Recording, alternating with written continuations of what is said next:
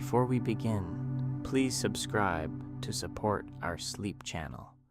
For many of us, the image of ancient Rome is filled with grand marble buildings, triumphal parades, bustling marketplaces, and lavish feasts. We imagine the long tables overflowing with roasted meats, exotic fruits, fine wines, and wealthy citizens relaxing while servants carry endless courses from the kitchen. Like many images from history, this one tells only a small part of the story. The overwhelming majority of Romans lived ordinary lives. They woke early and worked long hours. They cared for their families and prepared simple meals from ingredients that were familiar, seasonal, and practical.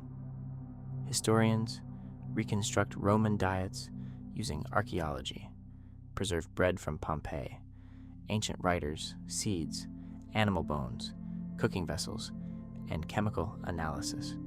Together, these sources reveal the meals of ordinary people rather than only those of emperors. Tonight's journey explores what ancient Romans really ate every day, from humble bread and porridge to bustling markets and Mediterranean trade. Imagine dawn spreading across tiled rooftops as the aroma of fresh bread drifts through quiet streets. The everyday Roman diet was built upon simple, dependable foods. Grain formed the foundation of nearly every meal. Before bread became dominant, many Romans relied on a thick porridge called pools, usually made from barley or emmer wheat, sometimes enriched with herbs, vegetables, cheese, or olive oil. As milling and baking improved, bread became Rome's principal staple. Bakers began work before sunrise, filling neighborhoods with the smell of fresh loaves. Wealthier citizens enjoyed finer wheat breads. Poor families generally ate darker, coarser loaves. Legumes, including beans, lentils, peas, and chickpeas, provided affordable protein. Vegetables such as cabbage, onions, garlic, lettuce, turnips, celery, cucumbers, asparagus, and radishes were common, with diets changing according to the seasons. Fruit added sweetness to everyday life, including apples, pears, grapes, figs, plums, cherries, peaches, pomegranates, and quinces. Honey served as the primary sweetener, while walnuts, almonds, hazelnuts, chestnuts, and pine nuts offered convenient nourishment. Olive oil was indispensable for cooking, dressing vegetables, and preserving food. Vast olive groves supplied oil, transported throughout the empire in large amphorae. Wine accompanied many meals, but was usually diluted with water. One distinctive Roman seasoning was garum, a fermented fish sauce used much like modern fish sauce to add savory flavor. Taken together, bread, legumes, vegetables, fruit, olive oil, and simple seasonings formed a practical, nutritious diet that sustained millions across the Roman world. As evening settled and families gathered around modest suppers illuminated by oil lamps, these familiar foods provided comfort, nourishment, and continuity across generations. As the first light of morning spread across the rooftops of Rome, the city slowly began to awaken. Before merchants opened their stalls and before craftsmen unlocked their workshops, countless Romans started their day with a meal that was modest, practical, and rarely elaborate. Breakfast, known as ientaculum, was usually simple. Bread formed its foundation, often accompanied by cheese, olives, seasonal fruit, or leftovers from the previous evening. The goal was not luxury, but enough nourishment to begin a day's work. By midday came prandium, a light meal eaten quickly before returning to work. Bread again appeared alongside eggs, vegetables, fruit, and occasionally cold meat when available. The meal reflected the practical rhythm of Roman life, providing steady energy without interrupting the workday. As evening approached, families gathered for cena, the day's largest meal. For ordinary Romans, this meant bread, vegetables, beans, lentils, olive oil, and fruit when in season. Families shared these familiar foods together after long hours of labor. For wealthy Romans, however, dinner could become an elaborate social occasion. Guests reclined on couches, while servants presented multiple courses featuring imported spices, oysters, expensive wines, and carefully prepared meats. Conversation, poetry, and music often accompanied these banquets, though such experiences were limited to a small portion of Roman society. Modern understanding of Roman meals comes not only from ancient writers, but also from archaeology. Carbonized loaves from Pompeii, cooking vessels, seeds, fruit pits, and animal bones all help historians reconstruct the diets of ordinary people, balancing literary accounts that often focused on elite lifestyles. Wine accompanied many meals, but was usually diluted with water. Olive oil remained an essential ingredient in everyday cooking, while garum, the famous fermented fish sauce, added savory flavor to vegetables, meats, seafood, and sauces throughout the empire.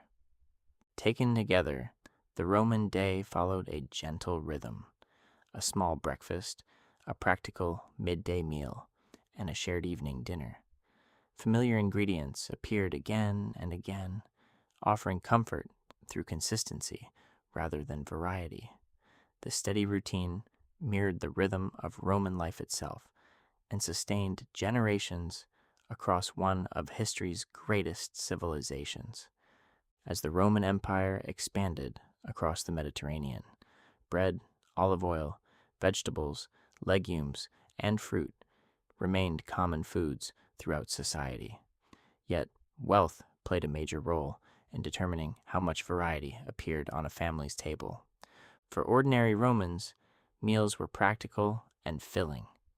Bread formed the basis of many dinners, accompanied by lentils, beans, seasonal vegetables, olive oil, and fruit when available.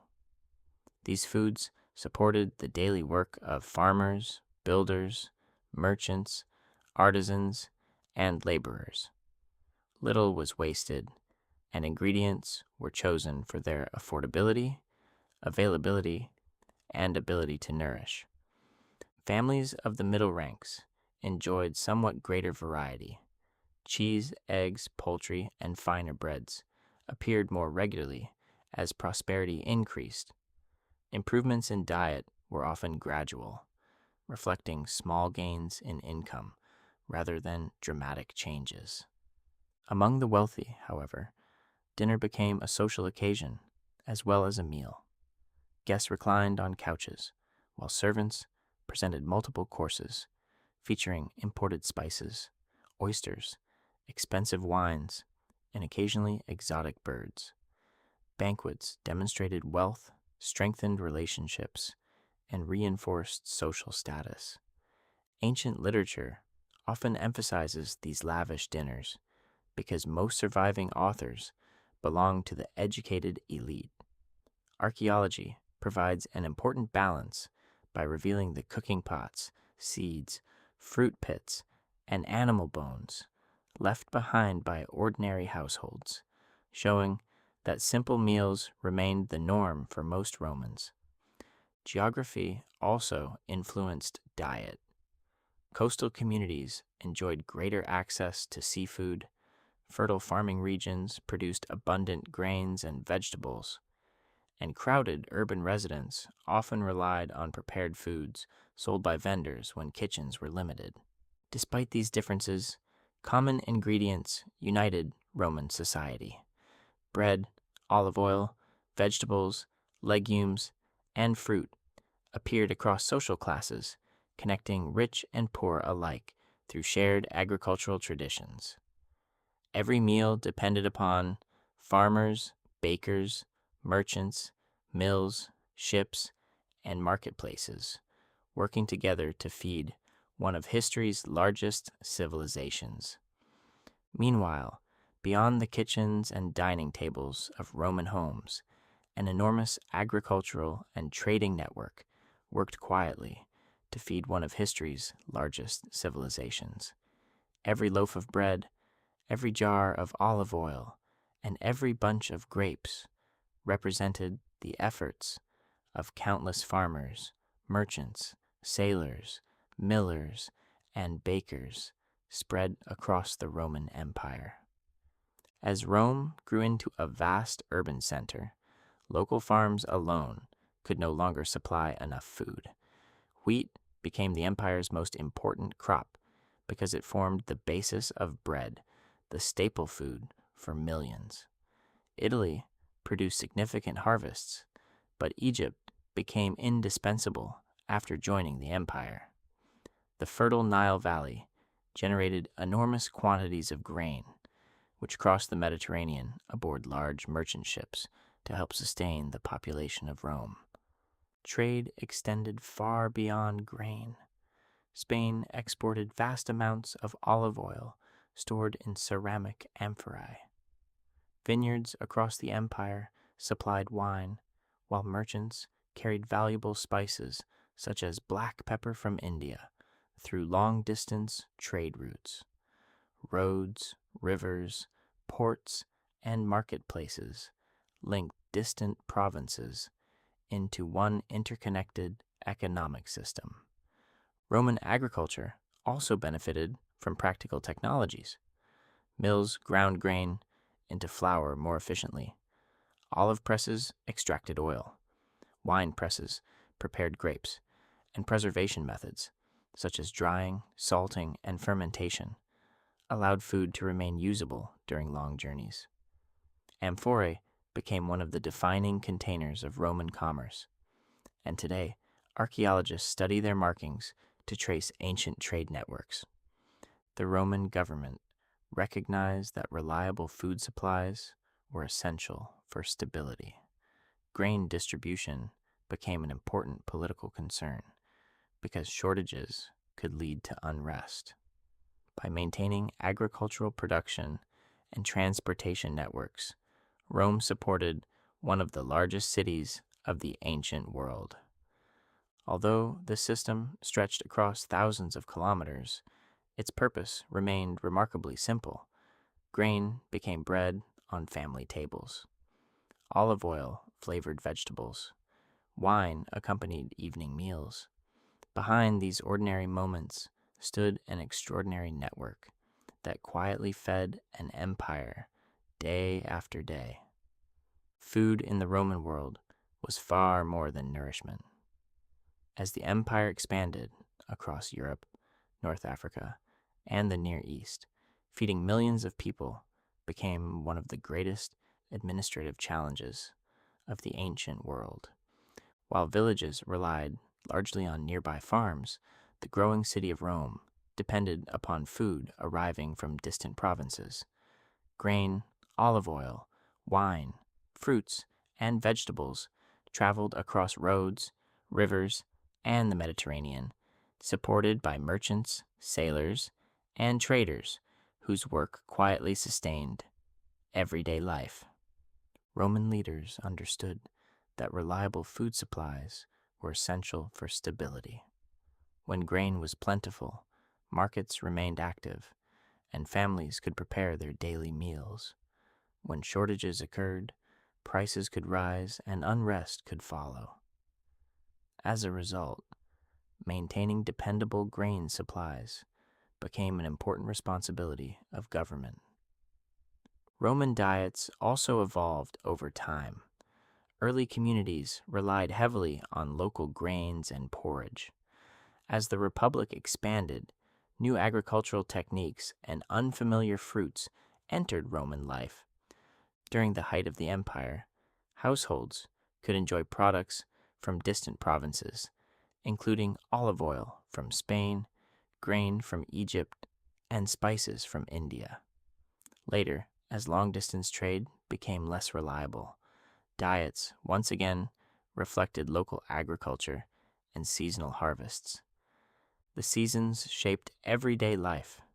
Spring brought fresh vegetables, summer abundant fruit, autumn harvests of grain and olives, and winter encouraged the careful use of preserved foods. Markets became lively gathering places where families purchased ingredients, exchanged news, and prepared for the evening meal. Meals also strengthened family and community. Sharing bread, preparing familiar recipes, and gathering around the dinner table connected generations and reinforced traditions that often lasted for centuries.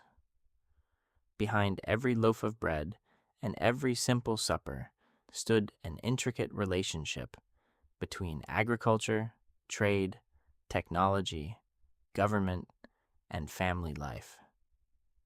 Today, historians continue to study food because it offers a remarkable window into Roman civilization. Archaeological discoveries, preserved seeds, pottery, amphorae, and everyday household objects reveal not only what Romans ate, but also how they lived, worked, traded, and governed one of history's greatest empires. As the Roman Empire gradually changed, many of its food traditions endured. Bread, olive cultivation, vineyards, and familiar family recipes continued to shape Mediterranean life.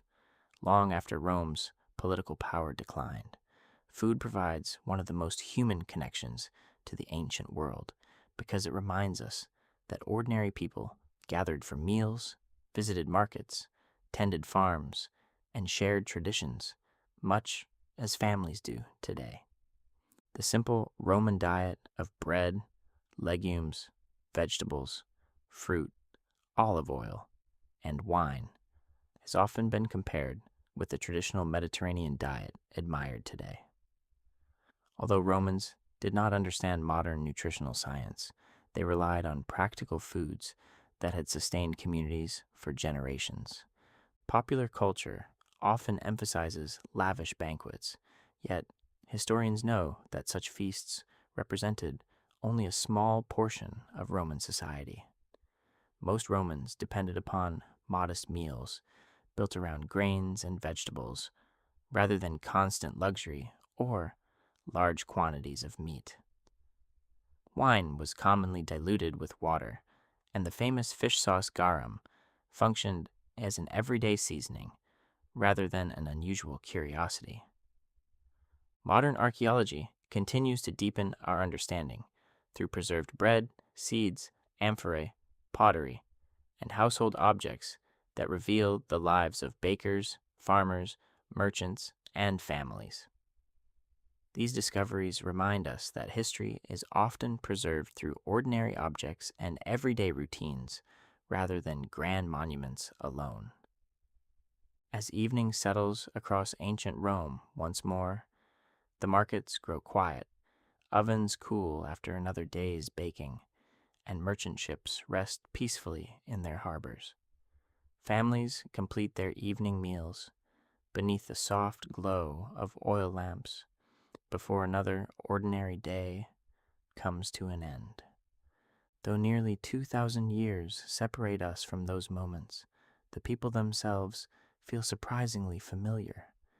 They prepared simple suppers, gathered with loved ones, watched the changing seasons, and found comfort in familiar foods. Their lives remind us that beneath every great civilization are countless ordinary moments shared around the family table. The next time fresh bread emerges from an oven, olive oil is poured over vegetables, or fruit is enjoyed in season, those simple experiences quietly echo traditions that stretch back through Roman history. History has spoken not only through emperors and monuments, but also through bread, olives, vineyards, and the peaceful rhythm of everyday meals, and as another quiet Roman evening comes to a close, so too does our journey.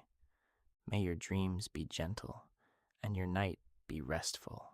Until next time, my friends, good night.